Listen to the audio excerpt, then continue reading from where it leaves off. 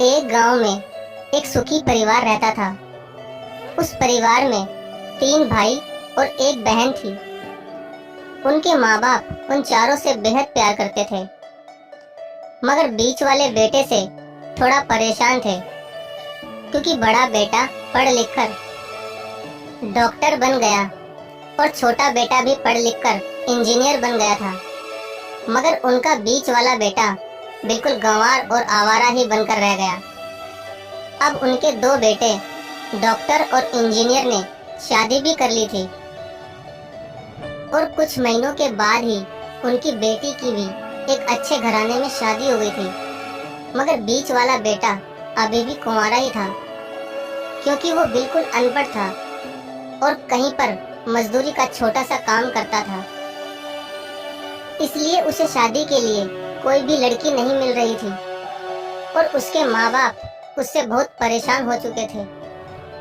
अब जब भी उसकी बहन अपने मायके आती तो पहले वो अपने डॉक्टर और इंजीनियर भाइयों से मिलती थी, मगर बीच वाले भाई से वो बहुत कम मिलती थी, क्योंकि वो उसे ज्यादा पैसे नहीं दे पाता था। लेकिन फिर भी वो अपनी बहन से बहुत प्यार करता था। अब उनके पिताजी की बीच वाले बेटे की शादी किए बिना ही मृत्यु हो गई। उनकी माँ ने सोचा कहीं अब किसी के मुंह से बंटवारे की बात ना निकले, इसलिए अपने ही गांव की एक सीधी सादी लड़की से अपने गंवार लड़के की शादी करवा दी। शादी होते ही न जाने क्या हुआ। अब उसका अनपढ़ बेटा पूरा मन लगाकर काम करने लगा और पहले से कहीं ज्यादा मेहनत भी करने लगा।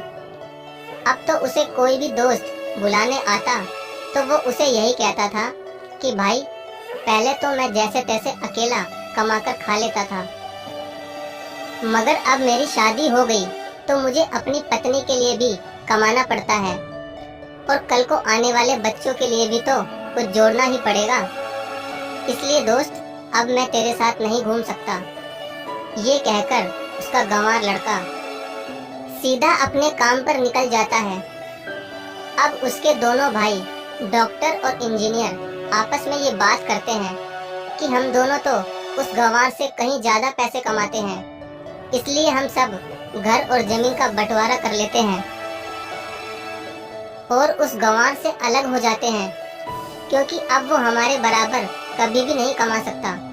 इसलिए उन दोनों भाइयों ने अपनी माँ के लाख मना करने के बावजूद भी बंटवारे की तारीख तय कर दी और उन्होंने अपनी बहन को भी बुलवा लिया और अपने गंवार भाई से भी कह दिया कि आज तुम अपने काम पर मत जाना, क्योंकि हम सब आज घर और जमीन का बंटवारा करेंगे।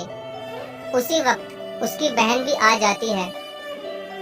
तभी उसका गंवार भाई कहता है कि तुम लोग बंटवारा कर लो, मुझे जो भी देना हो दे देना, मैं शाम को आकर अंगूठा लगा दूंगा। तभी उसकी बहन कहती है, अरे बेवकूफ, तू तो अनपढ़ ही रहेगा, जमीन का हिस्सा तो आमने सामने बैठकर ही होता है। तभी उसके दोनों भाई भी बीच वाले गंवार भाई को उल्टा सीधा कहते हैं। तब उसकी माँ भी उसे कहती है कि बेटा, आज तो काम पर मत जा, बंटवारा तेरे सामने ही होगा तो ही अच्छा है। उसी वक्त वकील भी आ जाता है। तभी वकील कहता है कि आपका सारा हिस्सा मिलाकर 10 बीघा जमीन है और आपका घर है। अब ये बताओ कि किसको कितना हिस्सा देना है, मैं उसी हिसाब से बंटवारे के कागज बना दूंगा।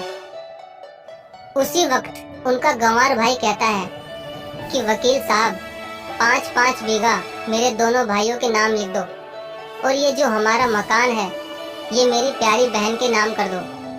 तभी उनके दोनों भाई और बहन पूछते हैं कि और तू हिस्से में क्या लेगा। तभी उनका गंवार भाई कहता है कि मेरे हिस्से में मेरी प्यारी माँ है ना।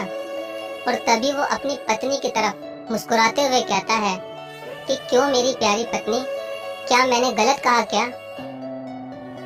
उस गंवार की पत्नी अपनी सास से लिपटकर कहती है कि माँ से बड़ी वसीयत क्या होगी मेरे लिए। और उसी वक्त उसका गंवार पति भी अपनी माँ से लिपट जाता है। गंवार बेटे बहू के इसी प्यार ने जमीन जायदाद के बंटवारे को एक सन्नाटे में बदल दिया। तभी बहन अपने गंवार भाई के गले लगकर रोते हुए कहती है कि माफ कर दो भैया, मैं आपको समझ नहीं सकी। तभी उसका भाई कहता है कि मेरी प्यारी बहन, इस घर में जितना अधिकार हमारा है उतना ही अधिकार तेरा भी है। और रही बात बंटवारे की, तो बंटवारा नहीं करने से हमारा जीवन रुक तो नहीं जाएगा। क्यों करते हैं हम बंटवारा? क्या हम एक साथ मिलकर नहीं रह सकते, जैसे हम बचपन में मिलकर रहते थे?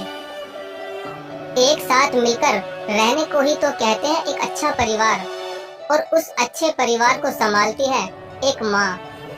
तभी उसके दोनों भाई भी बहुत शर्मिंदा होते हैं और वो बंटवारे के सभी कागज फाड़कर फेंक देते हैं। और उस दिन के बाद से ही उनका पूरा परिवार